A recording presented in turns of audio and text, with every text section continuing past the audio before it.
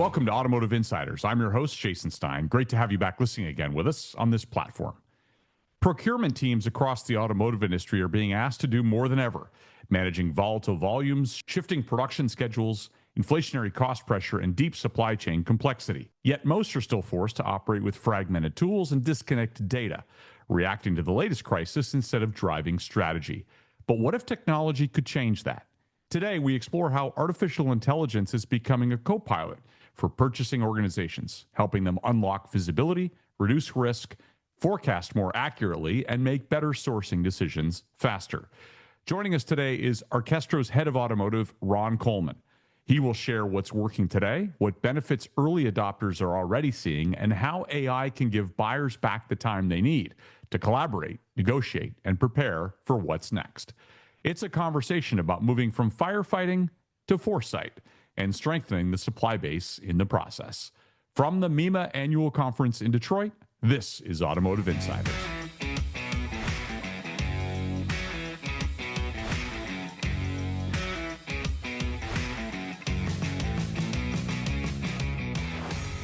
Well, Ron, it's great to be with you here at the MEMA Original Equipment Suppliers Annual Conference 2025 in Detroit. Thanks for being on the program. Thanks for having me. Appreciate it. Yeah. When you look across the automotive supplier space, what do you feel are some of the most common procurement or purchasing challenges that you see? We're hearing a lot about purchasing challenges and procurement challenges here at the annual conference, but what's your perspective on it? I think it starts, if we look at the last 20 years inside of the automotive space, there's been tremendous change that has gone on during this time. I mean, the adoption of the internet, you look at the adoption of automation inside of manufacturing in and of itself. You can go from the SCADA layer all the way to the top floor, from PLCs to how the line is working. There's tremendous increases in efficiency when it comes to what part is moving down the line, when, how, where, predictive maintenance. You look across the tiers with EDI and trying to create higher flows inside of that. You look at inventory management and forecasting.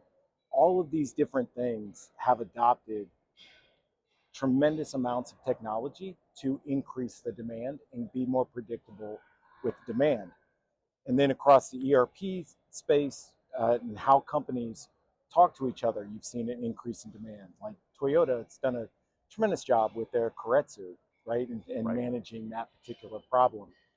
And as you look at all of that inside of the factory, you also have a tremendous amount of technology going into vehicles with software-defined vehicles. We got to hear from Rivian about everything they're doing with the SDV. And it's creating a speed that hasn't been seen before. And so, I think about things like our personal worlds. When you look at Amazon, you want something that's at your door 2 days later. Yep. You need groceries. Great. Instacart. It'll be there an hour later, your entire order. Yep. And so the world has gotten used to this always-on type of interaction when it comes to procuring things. But you look inside of procurement, what's the main three tools they use? Right? It's phone calls, it's emails, and it's that big Excel spreadsheet with more pivot tables than you can shake a stick at. And so how do you move fast to keep pace with all of the demand with those kind of tools, right? And then the second thing that I'm seeing, pre-COVID, the average age of a procurement individual when it comes to experience is about 14 years experience was the average. Now, what that doesn't tell you is all those people that have been doing it for 25 to 30 years. Who are used to very different systems, and the advent of technology has come on like a freight train. Exactly. Yeah. Exactly. And so during COVID, a lot of those people took early retirements. There's been a lot of movements. There's been a tremendous amount of acquisition. And so you have this flock of people coming in from places like Wayne State or Clemson University that have gotten degrees in procurement and purchasing, but they don't have that real world experience. So did a 30-year-old veteran need to know who he needs to get a fastener from? No, he probably played golf with all those people. And so he was able, or she was able to move at a certain amount of speed due to the experience. But once they leave, that walks out the door. right? Retrieving information, your spend analytics, your spend history, who's got the NDA, right? It's sitting on somebody's laptop or it's sitting in one of 30 different ERPs inside of an organization. And so when you have a newer person coming in like that, they don't have access to the resource, they don't have that world of experience behind them, and it just creates a bottleneck with all of that expedited demand. Not to mention the complexity of the automotive ecosystem, right? So multi-tier supply chains, tight timelines, regulations that change, compliance, quality expectations that change. And that's where, trying to get to a direct, simplistic solution is more difficult, I would imagine. Yeah, particularly in today's geopolitical environment. Right. It's a few years ago we had that massive bottleneck with steel that was very expensive for everybody. Right now we're dealing with a bottleneck with aluminum due to the fires, and then of course the tariffs and the impact that that's having on everybody. So also, I would venture to say that procurement teams, while stretched thin, are also perhaps chasing the wrong kind of data. Would you agree with that? They're chasing data. They're chasing not all of data. It might not be the quality data right. they're looking for. It's companies have spent. I've seen $50-60 million projects on data lakes, right? Trying to normalize data. There's more data than what most people know what to do with. So having the right data at the right time in the right place, I think that is what is holding people back more than they know what they're looking for. They don't know where to find it. Let's talk about AI. We hear a lot about AI in procurement in general. In practical terms, what does AI actually do for automotive procurement and for purchasing teams? Yeah. So I would say the first generation of AI is really agentic AI chatbots, right? Or GTP types of solutions. I've seen a lot of procurement organizations utilize ChatGTP to find out, who suppliers should I find? What do they actually sell? Logistics. I've seen them using it in logistics to try to figure out better lanes. The first early onset that I've seen from a software perspective has mostly been that chatbot type of interaction, and trying to find a way to utilize that inside of purchasing.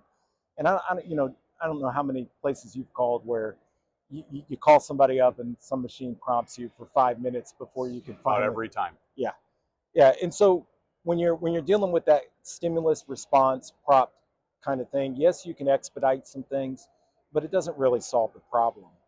And so when you start to look at AI combined with machine learning to be more adaptive to where you don't even know that you're interacting with the machine, it becomes a force multiplier for the human behind it. Right. One, in finding the right information, integrating with different types of softwares, ERPs, MESs, and then taking that and putting that in a consumable way where you can take an actionable response is really where I see AI impacting the most. And related, what kind of benefits are early adopters seeing when they apply AI to procurement? Well, we can talk a little bit about what we're seeing in the market and also what we're seeing in what our company, Arkestro, is doing.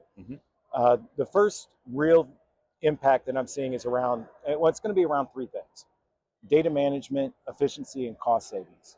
On the data management side, when you have all of your data in one place, where you can research that, you can pull that up to your fingertips, your laptop in seconds, that creates a significant value in and of itself. The second thing inside of data is when you can run analytics, particularly across your spend, of who you were dealing with, what were their lead times, being able to call up their terms and conditions, look at the best deal you've ever had, and use that to move forward, and then run some analytics around what your 5-year should cost model is and what the market can actually adapt to today. When you can pull all that data together, you can get much smarter on that. The second thing is efficiency. We had a company that utilizes our software, and they needed to do 4,000 lanes of trucking. That's typically a 6-month process across 30 odd vendors to figure out those 4,000 lanes. Utilizing the power of AI, they were able to invite over 200 vendors and We ended up negotiating with them 223,000 line items, and we got that done in 5 weeks. 5 weeks, what was typically a 6-month process. And oh, by the way, we saved them $54 million. Wow. So when you start to look at the impact of that force multiplier with AI across the data, and then getting all of that RFX work done in an efficient manner, in a non-biased manner, allows the company to really understand, one, how much purchasing impact do I have? How do I, like, let's say you've got a tier one and they've got 36 sites. Typically in those 36 sites, a GM will just talk to whoever's local, right? So you got 36 different people acting in a purchasing capacity, talking with multiple different vendors with no oversight. And when does purchasing come in? At the end to discuss the price, right? So what are they focused on? They're focused on 10 or 15% of that bill of materials to try to impact it strategically.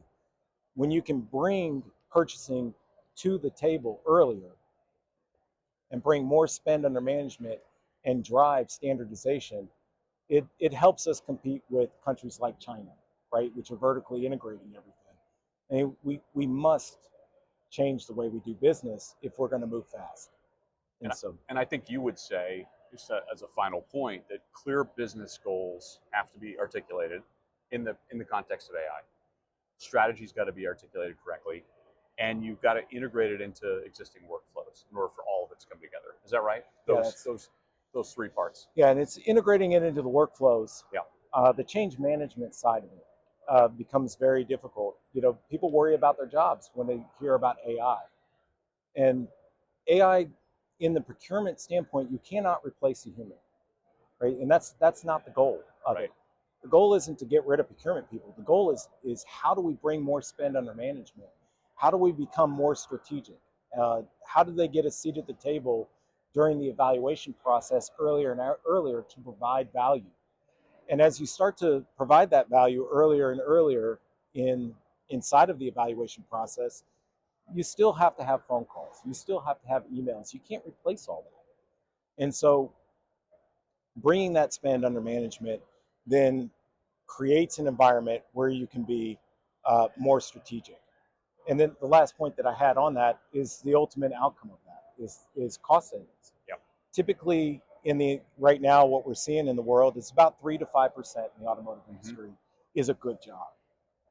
Us at Arkestro, we're currently averaging 18.8% savings across all types of spend. So, what can your company do with $180 million out of $1 billion of spend? Well, that pays for that ERP project, that pays for that MES, that goes a long way to your new plant if you got to do a gigapress. Plow it back into R&D. Yeah. Right. It becomes that force multiplier to take your company where it needs to go.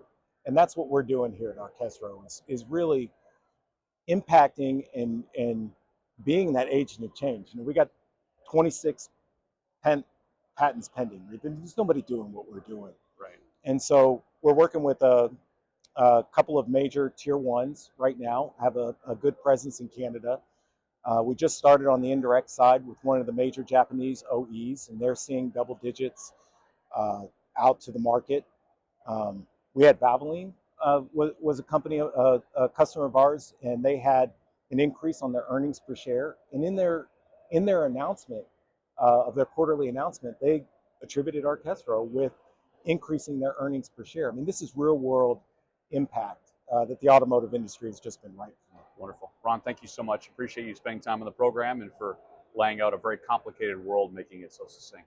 Jason, thank you for your time. Thank you. Appreciate it. Thanks again to my guest, Ron Coleman, Arkestro's head of automotive. And thanks for listening on this platform. I'm your host, Jason Stein. We'll see you again next time.